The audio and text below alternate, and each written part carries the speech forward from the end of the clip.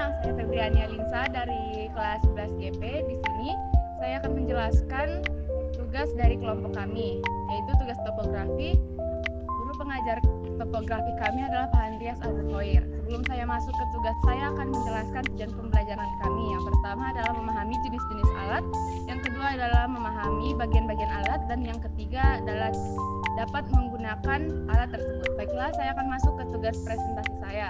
Di sini saya akan menjelaskan bagian-bagian dari teodolit. Yang pertama ada pengarah kasar yang berfungsi untuk membantu membidik dan mengarahkan teropong ke target secara kasar. Yang kedua ada klem pengunci vertikal. Ini berfungsi untuk mengunci teropong agar tidak bisa digerakkan secara vertikal. Yang ketiga ada penggerak halus vertikal. Ini untuk menggerakkan teropong secara vertikal ke arah atau ke objek tertentu. Yang keempat ada tempat baterai yang berjumlah 4 buah. Yang kelima ada klem pengunci lingkaran horizontal untuk mengunci badan pesawat agar tidak dapat diputar secara horizontal. Yang keenam ada penggerak halus lingkaran horizontal. Ini berfungsi untuk menggerakkan teropong horizontal ke arah rambu ukur secara halus. Yang ketujuh ada skrup pengatur nifo. Ini berfungsi untuk mengatur posisi gelembung nifo berada pada titik tengah. Yang kedelapan ada handle. Ini berfungsi untuk pegangan tangan pada alat. Yang kesembilan ada pengatur fokus lensa okuler untuk fokus lensa okuler ke objek. Yang ke-10 ada nifo tabung. Ini berfungsi untuk menyetel posisi sumbu 2 pesawat secara horizontal dan dapat diatur dengan 3 skrup penyaman rata. Yang ke-11 ada display dan papan tombol. Ini berfungsi untuk pembacaan skala lingkaran, vertikal dan horizontal. Yang ke-12 ada nifo kotak.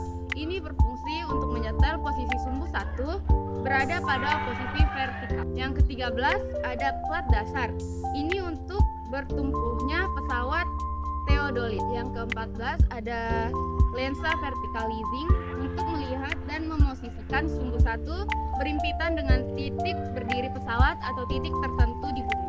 Yang terakhir atau yang ke-15 ada klem pengatur fokus benang. Ini berfungsi untuk memperjelas benang pada lensa, benang atas, benang tengah, dan benang bawah. Baiklah, itu tadi adalah bagian-bagian dari teodolit. Selanjutnya di sini saya akan menjelaskan cara menggunakan teodolit. Yang pertama, longgarkan dulu bagian skrup pengunci perpanjangannya. Yang kedua, tinggikan hingga setinggi dada. Setelah tinggi sejajar dada, kencangkan kembali skrup pengunci perpanjangannya. Bentuk kaki statif menjadi berbentuk segitiga sama sisi. Kemudian injak pedal statifnya. Selanjutnya adalah atur bagian ketinggian statif agar tribar platnya mendatar. Lalu pindahkan teodolit ke tribar plat.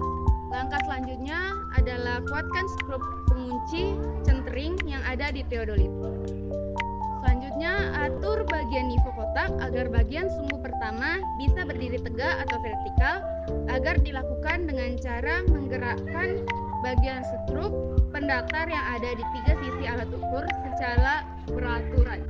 Yang selanjutnya atur nifo tabung agar posisi sumbu keduanya bisa mendatar dengan cara yang sama seperti mengatur skrup sumbu pertama. Selanjutnya adalah tempatkan teodolit dengan cara melonggarkan skrup pengunci centeringnya, kemudian geser ke kiri atau ke kanan sampai tepat di tengah titik ikat yang bisa diketahui untuk melihat dari centering optik. Yang selanjutnya adalah uji kedudukan garis bidik menggunakan bantuan tanda T di dinding. Lalu yang terakhir, periksa ketepatan nilai indeks di sistem skala lingkaran. Baik, itu tadi adalah penjelasan seputar teodolit. Selanjutnya di sini saya akan menjelaskan tentang total station. Karena total station tidak jauh berbeda dengan teodolit, di sini saya tidak akan menjelaskan bagian-bagian total station. Dan di sini saya hanya akan menjelaskan langkah-langkah menggunakan total station.